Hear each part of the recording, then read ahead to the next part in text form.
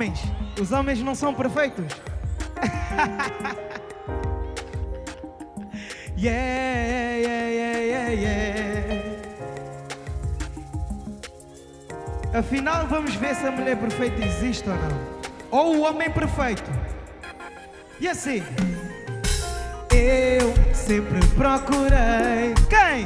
A mulher perfeita, mas nunca encontrei o não.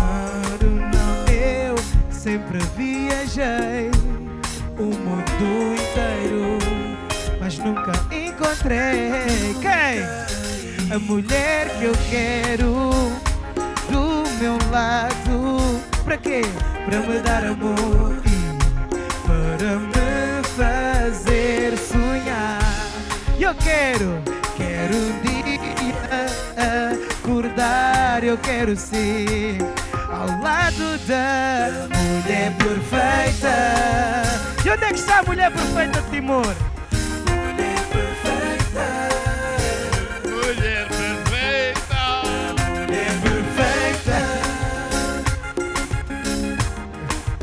Mulher perfeita. Hoje eu vi alguém perfeito que tem mesmo o meu jeito. Só lhe vi uma vez, mas ficou aqui no peito. Quero lhe ver outra vez, porque tenho que dizer o que eu senti ao lhe ver. Foi algo que eu não sei dizer, baby, o que senti naquele momento, mas não sei porquê.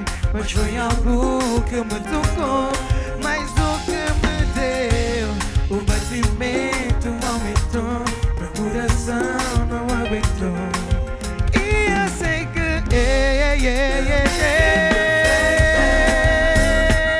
e a mulher perfeita, a mulher dos meus, mas a mulher dos teus.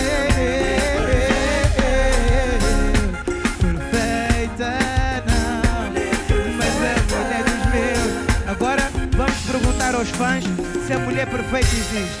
Homens, existe a mulher perfeita? Mulheres, existe a mulher perfeita? Mulheres, existe o homem perfeito?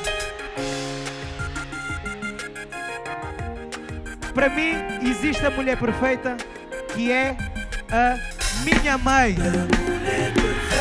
A minha mãe é a minha mulher perfeita. Mulher, mas a mulher dos meus, mas a mulher dos teus. Oh, oh, não.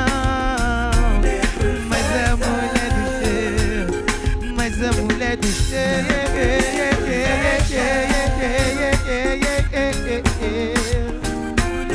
a mulher perfeita não, e a mulher perfeita não, mas a mulher dos teus.